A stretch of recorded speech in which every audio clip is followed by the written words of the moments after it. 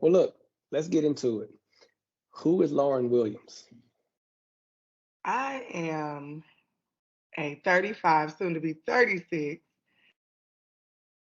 African American woman who does not know her heritage. Besides, we got dropped off in America, right? No, but anyway, no, I am a person who has worked in corporate America 13 years as a chemist, and I have a degree from the University of Houston in biotechnology and chemistry. I also started a staffing and recruiting agency in 2018, and I stepped out on faith in 2022 in order to work full time in the business. I basically started the business because I knew that there were gaps that needed to be bridged. Mm, I also saw the disparity in knowing someone and not knowing someone in order to get those higher paying professional roles with a degree. Um, it it showed me that not only is nepotism alive and well, it's not always a bad thing, but we have to also be in those positions in order to help other people. Um, I knew several people that graduated with my degree or something similar, chemistry or just biology, even though mine was biotechnology. Um, I noticed that they weren't getting the kinds of jobs that I was because of who I knew, and those people were not black. Those people were white or Asian. So, with that being the realm of my reality was different from theirs. The money that I've been able to make has been different from theirs. I just kind of wanted to get in there and especially I'm gonna say I wanted to get in there especially to feel the warm and fuzzy because working for a company every day that doesn't value you isn't value added to your life either. So I felt that this was something that I could do to live in my purpose, but mm. also help others and still make money off of it, but feel good about what I'm doing and not just, going in from a 9 to 5, clocking in and out and saying I did my due diligence for the day and looking for a paycheck every 2 weeks. So this way I can also, reach the masses versus just the Mm, 8 people in my office. So I'm gonna tell you what's a trip about these conversations, and this is the third end. Okay, three completely different people, completely different profiles, if you will, backgrounds, but without fail, everybody ends up answering my next 2 to 3 questions without me asking them. that's hilarious. So either I know my guests incredibly well, or there's a telepathy thing going on here. Okay. Um, but no, that's absolutely phenomenal, and I'm gonna treat what you just said, what you ended with, as a segue. See if you are willing to, really give, maybe a couple of concrete statements, right? But Okay. as a Black woman in the HR and recruiting space, what drives you to do what you do? What drives me to do what I do is to help other people get the same opportunities that I was afforded by who I know. I want to be that who they know person to Mm, get that great job, that good paying job that then changes your trajectory in financials, mental capability, and your next level, the next job, the next promotion. oh, no, that's so a paying it forward of sorts. Right. Yeah, yeah. But you don't do what you do for free. Nope. Okay. Okay. It's free for the Oh, candidates. It's now free for the candidates, but not the you clients. you're telling us what you do and that you started a recruiting company. Are you want to tell the world the name of your recruiting company? Yes. I am the proud founder and CEO of 1313 Solutions. 1313 Solutions is was named after my favorite Bible verse, Corinthians 13:13. And it basically says faith, hope, and love. You must have faith, hope, and love. And the greatest of these is love. So anything I do in my life, I try to live by that. Um, and I feel like it's also not just one religion that preaches faith, hope, and love. So Mm, mm. No, should touch everyone. those are incredible foundations from which to pay forward for sure. I personally would say those are the foundations from which to pay forward, right? Thank you. Especially love, because that's what we all need. That's where we come from.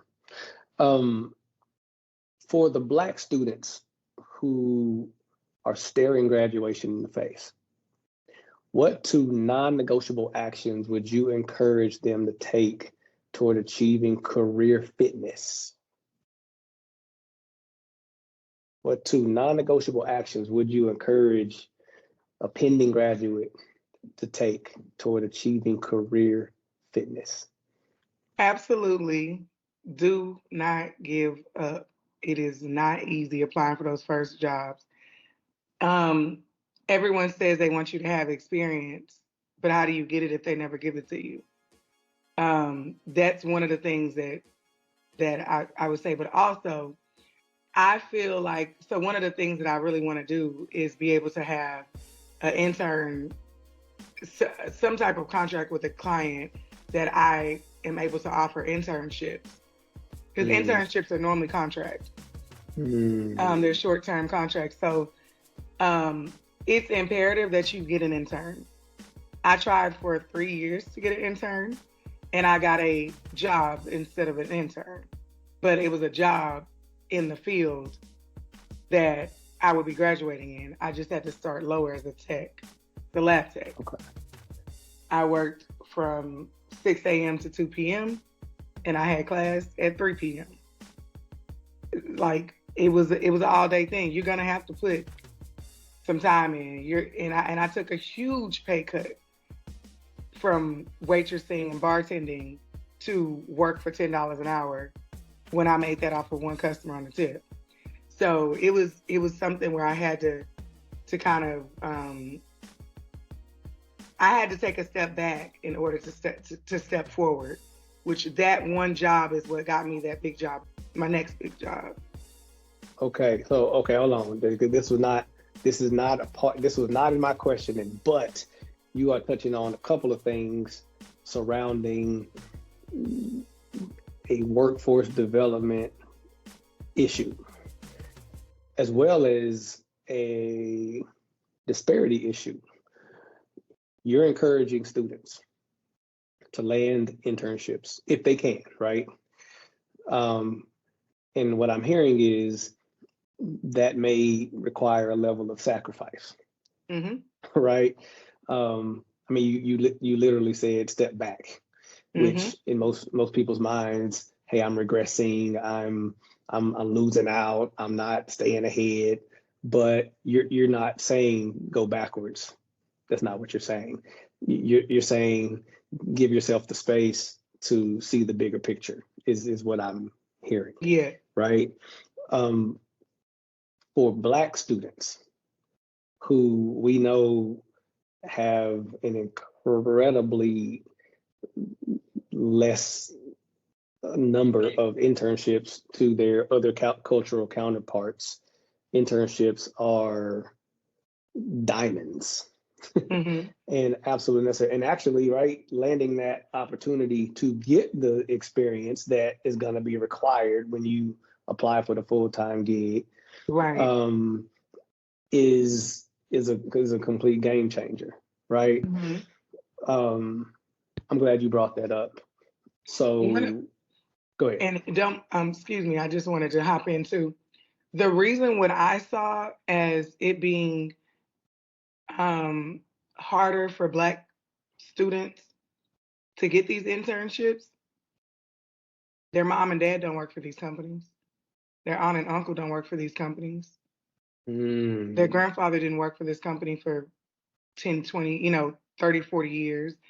Their neighbor that they grew up next door to, where they may have never moved homes, who works for this company, isn't able to get them this job. It's really more so who you know, who your circle is, and who knows what you need in order to get those internships. Those internships typically pay very well.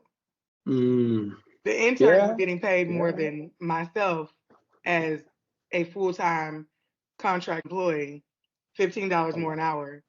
So what I'm also, sometimes internships cost money for you to maybe move to that place for a Mm, certain amount of time, and then they will reimburse you. So it's, I would say, the disparity of your circle, your socioeconomic status, and who's in your circle, um, who's in your family, because the interns come so far and few in between. They come every mm, year, but right. somebody is always trying to get their kid or their nephew or their niece in, especially Yeah. them, not us. So Yeah. Wow. Okay. So wow. Ooh. See, here we go. We treading deep. Oh my God. Um, because I mean, you referenced nepotism earlier, and depending on who you're talking to, that can be a positive or negative term, right? And, hmm and the fact is, it's yeah, you should be able to have connectivity that benefits you in life, period, yeah, right? Whether that's friends or family, or somebody you met that were able to positively impress upon, right? Cool. um but what you're telling the world, what you're telling young people, is that literally matters. That's not hearsay. That's not some farce. That, like, no, that it's real. It is truly who you know. Not 100% of the time, right? not 100% of the But time. but a lot of the time, right? Um, and you and I know that doesn't stop at trying to land that first job or even the internship before the full-time gig, right? Like, that Right. literally is an ongoing propagated reality throughout your career. Right. Um, yeah. So young people, especially Black young people, expand your circle. Get out the hmm house, get out the dorm room, get off campus, be a part of the academic groups. Do the service initiatives that your institution uh, uh, provides. Do volunteer work. Be a part of Absolutely. a church community if you're spiritually inclined. Be a part of you know political communities. Get out and Networking and matters. yes, it matters so much. Okay, okay, okay. All right. Oh my goodness, I want to do a whole hour on that. We're gonna do a part two, Lauren. I already knew we was gonna have to do a part two. All right. Okay. Um, so for the current professional who's feeling unsettled or is preparing themselves for a career transition, which we know is common, what advice are you giving for finding the best long-term career fit?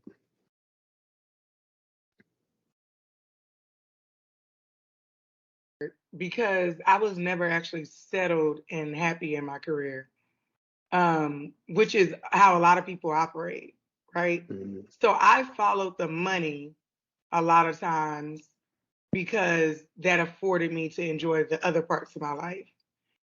Um, but if you're looking to do a career change, you have to look in the direction of, where is everything going right now? AI is Mhm. booming. Um, Anything technology wise, you know, is a good transition. I would also weigh this option. If you're thinking about going back to school, you have to really do a cost analysis. Is this going to make me more money in the long run, or am I going to be able to pay for this out of pocket, and I'm gonna make $6,000 more a year? So is it really worth it? Like, if making $10,000 a year with a new role to make more money because you went back to school for 2 years, is that really worth it? Because Right. them 2 years that you were in school still cost you. Yeah. And then, Plus the or should you time. get a certificate and go become, get an IT certificate? Google offers classes, Stanford, Harvard, they all offer, project management classes, all these different things. but should you just do a 10-week program, or should you do a 2-year program or a 4-year program?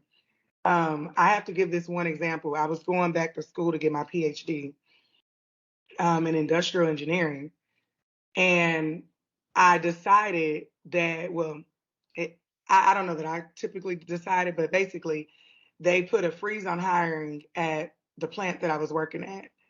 And I got put on shift, working shift work, rotating DuPont schedule where you work nights, days, 12-hour shifts, sometimes 16. But basically I was put on this shift work, and I was not able to start school, although I was accepted. I later found out when I talked to HR, I was like, hey, I already signed up for these classes. Are they still going to reimburse me because they changed my schedule? Anyway, I found out that I was only going to make $10,000 a year, and that was the cap. That was the ceiling. Oh. So before you make that type of move, make sure that it makes money sense first, because we all have personal goals, but the bottom line is your bills still need to be paid, and things are not getting cheaper, they're getting more expensive. So I'm not saying it's all about money, because clearly I'm not in this business just for money. But when you people that have families, you need to make sure that, because not just you. So changing careers, it has to be a cost analysis and a deep financial understanding as to where this is really going to take you.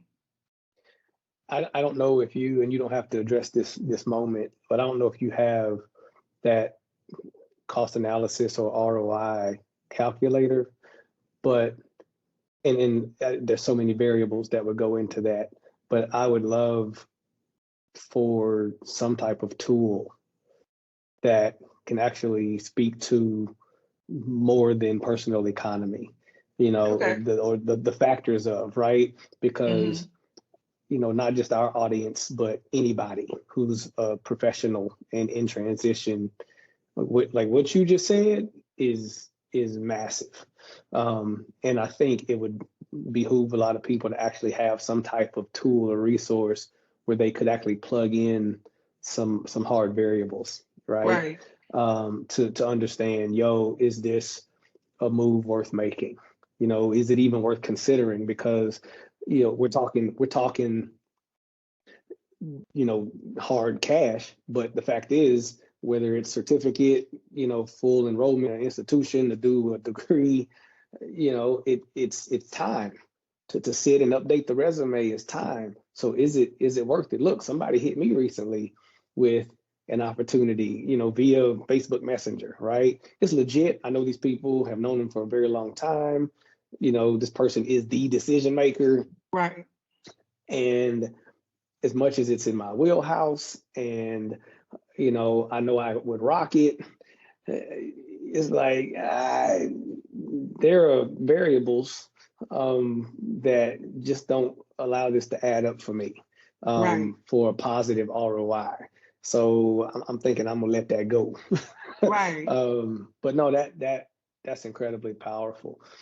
Okay, and I did, and I should have mentioned this, but basically the $10,000 that I would have made after going to school for 2 years, I made more than that on overtime. just grinding. Yeah, so it's like, okay, I can literally come in and do a safety presentation once a week, and the whole year, I would have to teach several classes, but I would only be at work another 2 hours. So if 2 more hours a week is going to give me that 10, why would I do that? And that PhD is going to be a lot more than 2 more hours a week.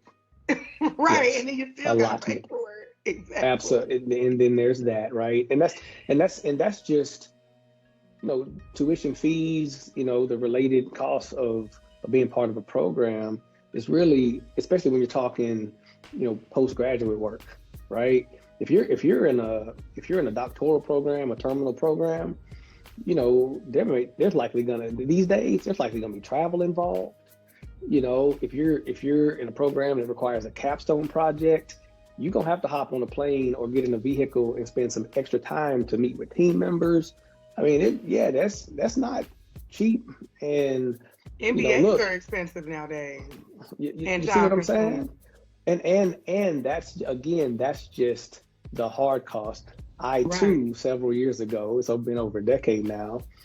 Um, I actually started my doctorate, Mm-hmm. and I won't name the program or the institution, but I will say it was the number one program for that concentration at the time. And orientation was a little bit of a trip when they sat us down and gave us the realities beyond the academics, the classroom, how great the institution was, and said, Right. you need to weigh this out, because what you should know is of within the last cohort, this percentage of people got divorced or got married. It's like, oh snap, okay. Uh, There's a lot of other factors. super, and yeah, there's a lot there, which takes me to this next question, really. Work life and the expectations that come with it have truly been revolutionized over the last generation. Seeing as we can no longer assume linear career experiences, what factors would you say create employment satisfaction, regardless of how many different jobs one has over time? But what are those factors that you would say create employment satisfaction? Um, Although there's no real such thing as work-life balance because that differs per person, um, I feel like employee satisfaction literally comes from them feeling appreciated. And appreciation entails financial stability. Um, that also includes being able to go to your kids' games and, being able to take off if your kid is sick. Um, if you have to take your mom to the hospital or to the doctor, that you're able to do these things and you're able to do them without being continually interrupted, or expectations are there for you to, even though you're off, still be working. Mm-hmm. Um, Speaking from experience, if there's no one else that can do my job, it sounds like job security, but what it is modern day slavery. So, because now you're the only person that can answer this question. So Mm-hmm. now you are the only person, no matter whose funeral you're at. I've learned this very quickly during COVID. Mm-hmm. No matter whose funeral you're at, no matter what type of day you're having because of what just went on the news, no matter what is going on in your life, you are now the only person that they can answer to because they've gotten rid of all of the backups, all the help, all the support that companies have. People are not unhappy just because they're not making the money. They're unhappy because they're doing more work and not making the money. So Mm-hmm. for me, employee satisfaction from the jump begins with, do we have enough employees in order to be successful? And what if, for God forbid, John gets in an accident and is out for a week? Are we going to have to scramble and try to figure out what he did because y'all let the last person get out of here without training a new person? So it's just feeling secure, happy, appreciated, and paid correctly for these Properly roles. compensated. Mm-hmm. Yes. Yes. Whew. So when you think about equity for Black people across the corporate landscape, where are the widest gaps right now? Women for sure, because women don't like to negotiate. They don't even know that they can negotiate. Um, that's hands down. That's the biggest gap. Black women Mm-hmm. and Black Mm-hmm. men. I would say the next gap would definitely be Black men, because they think that because they didn't, or they did negotiate a little bit, they don't realize all they can negotiate for. You can negotiate for sick time. Um, you can negotiate for basically anything. Your PTO. You can negotiate for your 401k. You can negotiate your salary. You can literally negotiate so many different things, including your work schedule. So Mm-hmm. if they had the knowledge, although they're not getting paid as low as the women may be, ask for even more. You know, as much as I hate to say this, they're gonna expect more out of you. They might as well at least pay you. Like, Yeah. so that is on the equity side is for sure just everyone, people of color, period, knowing that you don't have to just accept that first offer. Mm. And 9 times out of 10, unfortunately, people do because they just don't know, not because they're even scared. The company is actually, I have a range for a job right now, as an example. The range is from $80,000 to $140,000. I can only tell them, I can only tell the candidates 90 to 120. That's what they want to stay within. Right. But do you see how wide that gap is? That's a Yeah. $60,000 gap, which Yes. means the Yeah. most they will pay is 140. The least they will pay is 80. Right. Right. 9 times out of 10, they're gonna send you that 80 to 85. Right. Right. Mm. Think big, ask big. Yeah. Yeah. And learn now. Yes. Okay. This is assuming the existing establishment, capital E, has little interest in actually closing that chasm, or really the chasms that you just detailed. How do Black people obtain what is, in many cases, unjustly denied us? How do we obtain it? Say the last part again. I'm gonna ask it again. If we're assuming that the establishment has little interest in actually closing these gaps, how do Black people obtain what is, in many cases, unjustly denied us? How do we get what's ours? This is really what There, I'm asking here. I would say this. I would go back, if I was able to go back in time, I would have definitely pursued this, but people don't even know that they can do this. Sue them. It is a gazillion people that will do employment, labor law, um, lawsuits against these companies pro bono.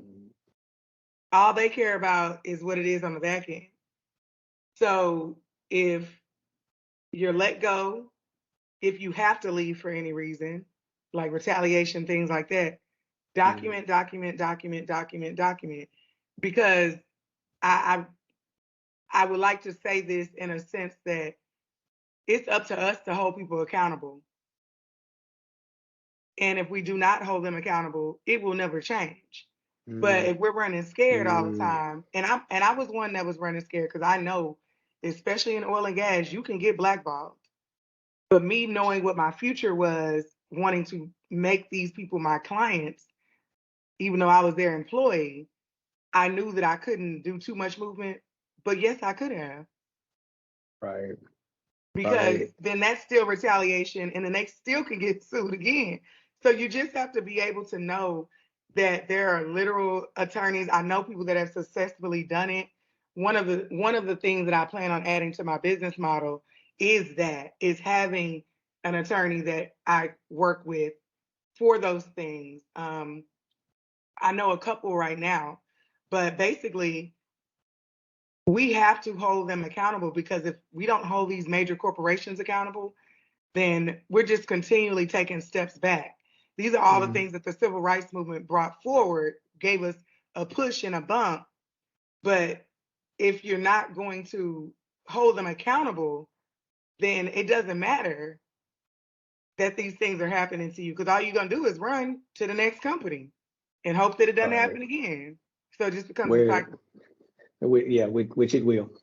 If yeah. So what I'm hearing, if I can just for my own little personal edification, summarize what you just said is because I think the operative term, and this is why I asked, is unjustly due, right? We're not talking, yeah, obviously anybody of any background, flavor, can be excellent or can act a fool, right?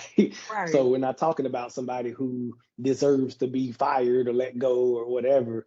But when we're talking about, yeah, retaliation because you took PTO, but you didn't answer an email, and now your job is being jeopardized, or any number of other Or you're crazy things sick. that, right? Your child is sick. Yeah, and we can go on and on and on. Or because maybe you're outperforming your colleagues, and somebody just doesn't like that. Yeah, and there's so many narratives. But what I'm hearing is for Black people to really take responsibility for holding these companies accountable, our employers accountable, right? Yeah, because who else is supposed to do that, right? Number two is advocate for self. And I think I'm gonna add a little to that from an informed place, right? Which goes back to what you were saying a while ago about just being knowledgeable enough to know that there are a plethora of attorneys who are ready to advocate on behalf and who may do so without breaking your bank on the front end, because we know how the money works with that, right? No, that's And documentation. and thank you, yeah. Documentation is everything. That's something my dad taught me. And just from, my dad was a fireman, so they were part of a union. So they documented everything. And I think that that's something that we don't realize. I'm not having a phone conversation with you and not following up with the email confirming that these were the things that were said. So that right there, I would say, is more so workplace maturity that makes you understand that it doesn't matter if nothing's happening to you right now. You have to operate from a space of, I'm making sure that I'm also able to cover mine, whichever way this thing goes. Because something seems sweet and it's always something. So we tend to get caught up in, oh, this person is nice. I talked to them on the phone and they called me. They're calling you because they know the legal system. They know what they're legally liable to do. Yes. So you have to be a step ahead. When it is written. Yes. It's a whole different when it is written.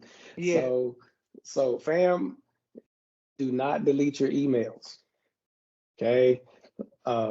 Fam, create that personal Google Drive folder for activities.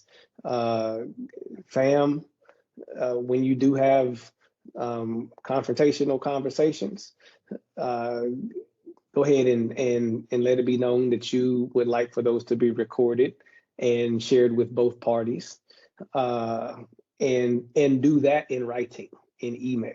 Okay. And fam, also be careful with what you write. so yeah, no, that's phenomenal. So coming from an oil and gas background, you worked with a global giant that supplies the fleet and commercial vehicle space. Based on that tangential experience, why do you think Black Fleet Network is important? I would say because, for one, all of the people that I've actually really worked with, it's more Black people in fleet than what you think and know. And I also feel like it's the financial literacy sometimes we may lack when it comes to owning fleet services, or being in these logistics spaces. But I mean, everything down from Amazon delivery to chemicals being delivered to different plants all over the U.S., you need somebody, something, someone who knows what you don't know, because we're only we're only as smart as what we know, right? And you have to be willing to learn and be open to it. And I think that sometimes the fleet or logistics companies get such a bad rap because they're said to be sometimes unprofessional. However, and that's just from my experience. But however, I never had those issues with these people. Those issues only came from who? Other people. Other people. So I take that as this. You need other people, no matter what race they are, you need some type of network to bounce things off of, to figure out, hey, should I lease this truck at this interest rate? Should I, hire this many people? Have you ever used this staffing company to staff your trucks? Have you ever parked at this yard before? Do you like the security at this yard? Can I park my truck here? Can I leave my car here? Am I going to have to get some certification? Do I have to shave my beard? Do I have to shave my head? Those working in chemical plants and refineries and stuff like that, you have to be able to put on those hazmat masks. So if you're not able to put on the mask and it's still completely around, they're not being racist towards you. That's literally just you picked up that contract and you signed it, but did you read it? Do you know that this plant that's part of the uniform, essentially? That exactly. Yeah, so yeah. Are you now losing money, or are you now about to lose your job because you didn't read or because no one told you? So I think it's a lot of things that go into play, but specifically on the owner side, financial literacy. On the driver's side, what you know and what you don't know, delivering, driving, transporting, anything, it's good to know someone who knows someone. Even if your truck breaks down, you in another state and you got to get a part or something like that, it's good to know. Yeah. So from both standpoints, and then on the consumer side, I feel like that trajectory will change, because now these people actually know, and they're not sending, Jim in here who's been driving trucks for 2 days now with a beard because somebody didn't tell him. So it's a lot. And I also think the dispatchers too, the more they know, the more that they can communicate and the better contracts they can get people. So all around, I honestly think it's a great importance, especially in that field, especially for Black folks, because we don't know a lot of things. And it's not because we want to not know, it's because no one's ever told us. So if you increase your network, you increase your net worth. Y'all heard it here. I didn't say it. Lauren said it. So look, here's my last question. And please give this some thought, even though I know you don't really have to, because you just lived this.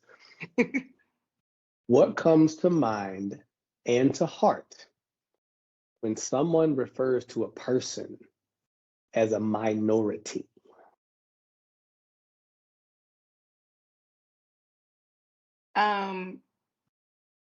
What comes to mind is that we still live in a systematic racism era. What comes to mind is it's a way to suppress, because technically speaking, a minority means that you're different from whatever they say the the perfect race is. And it's, technically speaking, a way to separate. So and honestly, in America, as Black people, how can we be considered a minority when we all mix with everything? Not by choice. It wasn't as though we were able to stay where we were and have our villages and, live amongst 2, 3, 400 years of the same gene pool. So it's just a way to suppress. I mean, the minority is the majority here in Houston. So depends on where you at. So you're not always a minority, although you are. It's just a way to put on paper and, make the census look good, in my opinion. Well, Lauren, thank you again for joining us and having a very rich below surface conversation here on TreadDeep. You will be invited back. I hope you will accept that invitation when the time comes, because again, you have incredible insights to share that do and will drive people forward. And we make it very clear, we're not a political movement. Politics is what it is. We are a people movement.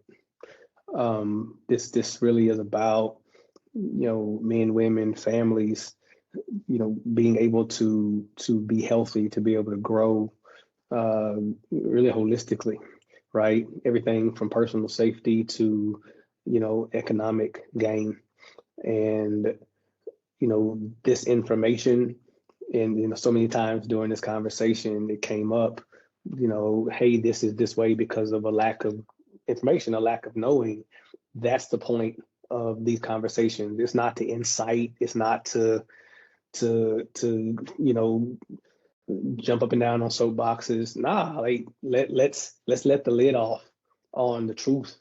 That's why it's called tread deep. The surface is the go-to. The surface is the status quo. Not interested in that.